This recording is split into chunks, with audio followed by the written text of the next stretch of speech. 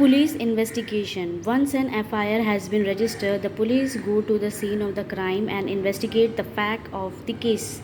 So once an FIR is lodged, the police go to the place where crime has been committed and they try to investigate the fact of the case. A police officer examines the scene of the crime, examines witnesses and suspect, records statement, collect fingerprints and other technical evidence, seizes property and interrogate the accused.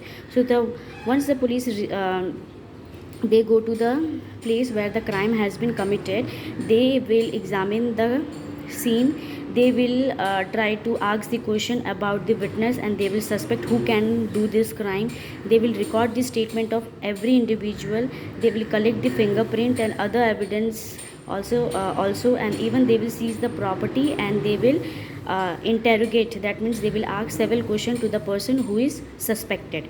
In case of a cognizable offense, the police can arrest an accused on the basis of available evidence. So if the case come under the category of cognizable offense, the police can directly arrest a culprit. Okay, however, in order to ensure that the police do not misuse their power by arbitrarily arresting people, certain rules and regulations have to be followed while arresting a person. So while arresting a person also, the police officer, they have to follow certain rules and regulations so that they cannot misuse their power. Some of these rights of the accused are guaranteed by the constitution. So these rules and regulations are written in our Indian constitution. Let us find out what are they. The police has to inform the person the reason for his or her arrest. So before arresting that particular person, the police have to inform for what reason they are arresting that particular person. The police officer arresting an accused must be in his or her uniform with the name tag and designation properly displayed. So whenever they are going to arrest any person, they have to be in their uniform with their name tag and with their designation which should be displayed properly. The accused has the right to consult a lawyer of his or her own choice to defend himself and herself. So the accused, that means the culprit, have the right to consult a lawyer so that he or she can defend him or herself. The arrested person has to be presented before the court within 24 hours of his or her arrest. So the arrested person, that means the culprit person, he or she have to be presented before the court within 24 hours of his or her arrest. The police have to give him or her food and shelter after his or her arrest. So it is a duty of the police to give the culprit the food and shelter once they are arrested. The police has to prepare a memo of arrest containing the date and time of the arrest. So the police have to make a memo, that means a receipt of arresting a person, that means on which time they were arrested and on which date they were arrested. So these are the guidelines given by Indian Constitution. After completion of the investigation, the officer in charge of the police station send a report to the area magistrate. So once the investigation is completed, the officer in charge of that particular police station will send a report to the area magistrate. This report is called the charge sheet if there is sufficient evidence to prosecute the accused. So they will give the charge sheet to the area magistrate. If sufficient evidence is not available, such a report is called the final report.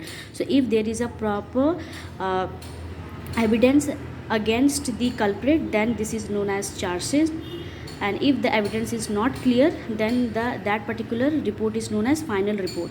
The police cannot punish an accused. They can arrest the accused, file a charge sheet against him or her and produce him before the court. So the police duty is only to arrest the person, file a charge sheet against him or her and produce him or her before the court. They cannot punish the culprit. The police has to file a charge sheet within a given period of time, failing which they have to free the accused from their custody. So it is a duty of the police to file a charge sheet within a given time, and once they file after that particular time, then the police have to leave the accused from their custody. Trial. On receiving the charge sheet, the court initiate a trial. That means once the area magistrate receive the charge sheet, he or she will call all the accused person and they will start questioning. the accused should also have a copy of the charge sheet. So the person who is culprit, he or she also have a copy of the charge sheet. He or she can deny the accusation against him or her and plead not guilty. So if the accused can deny the different types of accusation which are against him or her, and he or she can plead that he is not at all guilty, he or she can employ a lawyer to defend himself or herself. So even the accused person can employ a lawyer who will defend him or her. If he or she is too poor to employ a lawyer, the court has the duty to provide him or her with a lawyer. So if the accused person is very poor and don't have sufficient amount of money, then the court will provide a lawyer in order to defend him or her. A lawyer who defends the accused is called the defense lawyer. So the person, or you can say the lawyer who defend the culprit, it is known as the defense lawyer. The lawyer who questions the accused on behalf of the government is called the public prosecutor. So the person who will ask question to the culprit on behalf of the government, that particular lawyer is known as public prosecutor. Before beginning the trial, the court makes inquiries to ensure that the police investigation are authentic. So before beginning the trial, that is the session, the court makes sure that whatever the police investigation reports have been submitted, that is valid and that is not false. The accused is given the full opportunity to defend himself and herself. So the accused person, that is the culprit person, is given a full opportunity to defend him or herself. The trial can go on for a long period of time. In each hearing, the defense lawyer and the public prosecutor question the accused and the witnesses. So the trial can go as long as once the final decision is decided, and in each hearing the defense lawyer and the public prosecutor, they will ask several questions to the culprit and the witnesses.